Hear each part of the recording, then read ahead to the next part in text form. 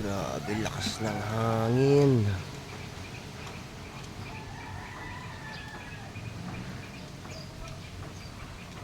Nabuwal tong puno ng kawayan dito sa likod ng bahay. Ayun yung buang niya sa lupa. Grabe. Tinumba na yung buong kawayan. So napakalaki po ng kuha ng kawayan na to. So natumba. Sobrang lakas ng hangin. So kanina pong madaling araw.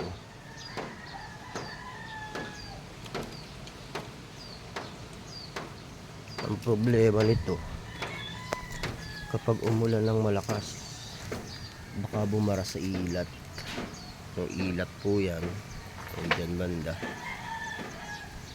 So nadaganan yung bubong ng kabilang bahay.